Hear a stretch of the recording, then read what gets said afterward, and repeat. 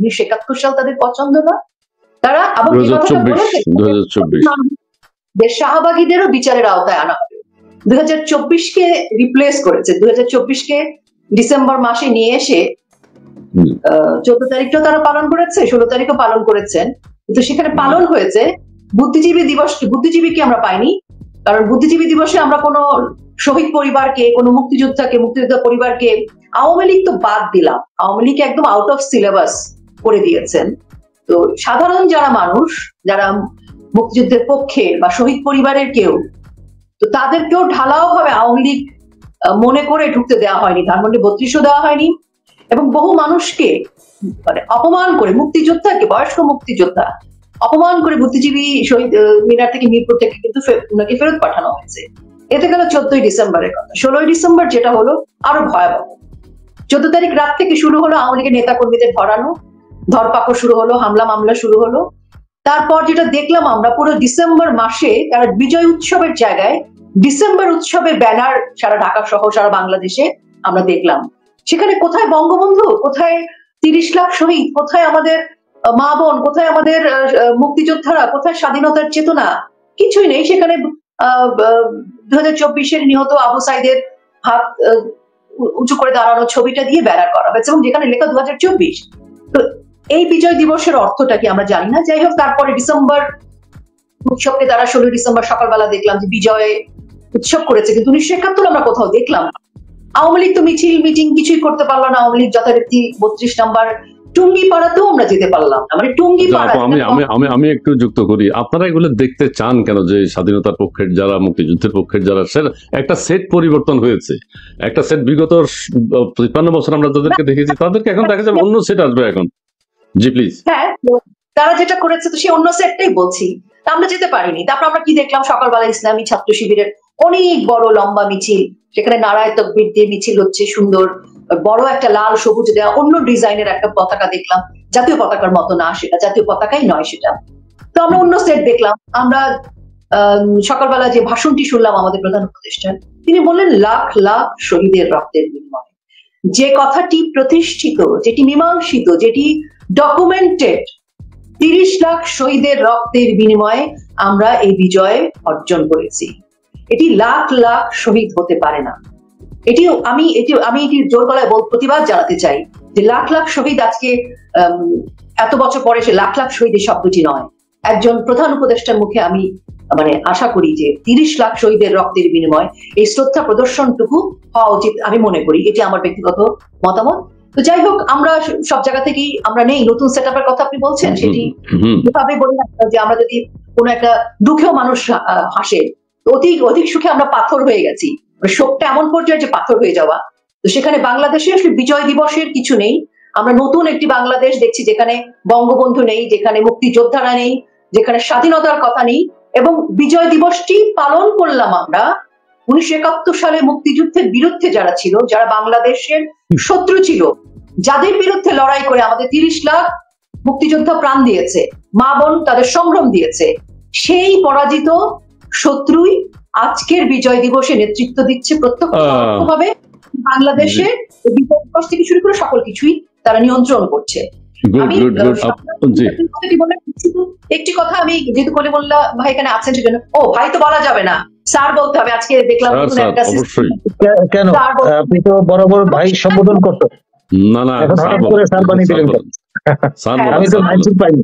একজন প্রশাসনকে এবং সাংবাদিকদেরকে, যিনি আবার এই পড়াটা পড়াচ্ছে, একটা হাঁটুর বয়সী বাচ্চা, একটা ছানাপোনা ছেলে, যে বেয়াদবের মতো সকলের সাথে বেয়াদবি করছে। তো এই যে নতুন বেয়াদব সেটও আমরা দেখছি। তো যে কথাটি আমি বলতে চেয়েছিলাম সেটি হচ্ছে যে এটা আমার মতামত থেকে আমি বলছি যে সরল, এখন মানে ইসমাইল ভাইয়ের শো তো সরল ভাবেই জিজ্ঞেস করি যে আমরা দেখছি বঙ্গভবনে সকলের শপথ নিয়েছেন।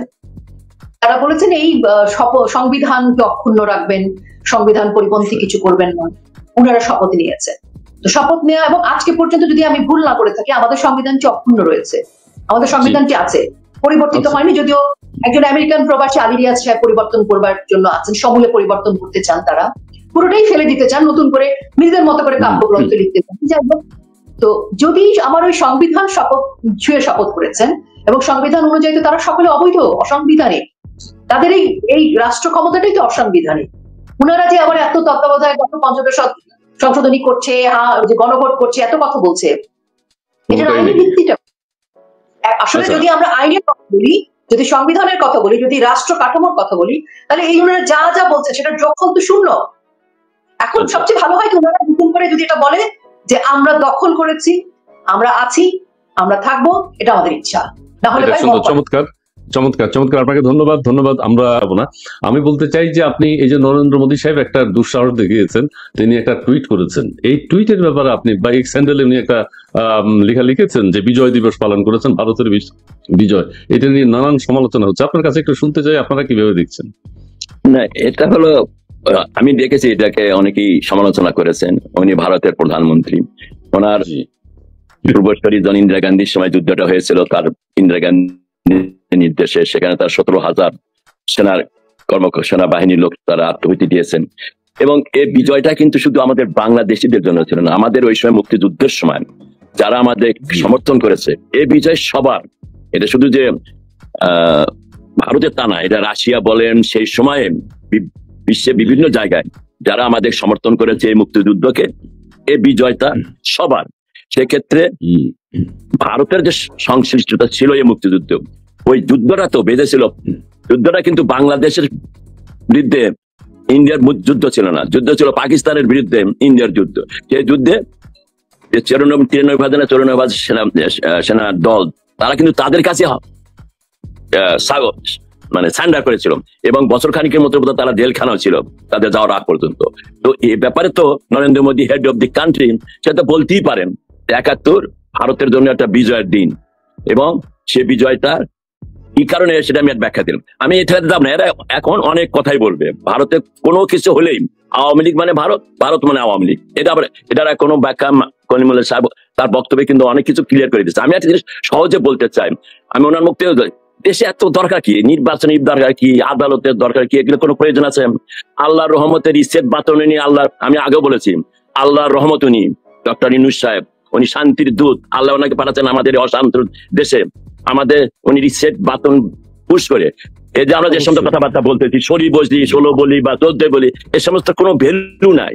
রিসেট বাটনের পরে এই সমস্ত কোনো ভ্যালু নাই। উনি মিটাকুলাসলি ডিজাইন করে বাংলাদেশে মসনদে বসছেন। আমি যারা আজকে রাজনৈতিক দল ওখানে আছেন নিবন্ধিত 43-টা, আপনাদের open your eyes, what is going to happen. এই দেশে আর কোনো নির্বাচন হবে না। এই দেশে আল্লাহর রহমতে সে হেফাজতি কায়দায় সে খলিফারা আসতেছে, সেই খলিফারা এই দেশটাকে পরিচালিত করবে। সেই জন্যই সমস্ত কর্মকাণ্ড, ওই যে গণভবনে নির্বাচনের যে কথা বলতেছেন, এইরকম ধরে একটা নির্বাচন করে তারা আমাদের আসতে বাংলাদেশে ধরবে। এর জন্য এটা হলো তাদের পরিকল্পনা। আমি দেখছি আপাতত দৃষ্টিতে বাংলাদেশ জনগণ বা কলিমুল্লাহ ভাই ওনারা কিভাবে দেখছেন, আমরা বিদেশ থেকে সেভাবেই দেখছি। এখন সিদ্ধান্তটা আমাদের নিতে হবে। সাধারণ জনগণ যাদের রক্তের বিনিময়ে বাংলাদেশ স্বাধীন হয়েছে, যাদের সম্ভ্রমের বিনিময়ে আমরা স্বাধীনতা পেয়েছি, তাদের কাছে সিদ্ধান্ত নিতে হবে।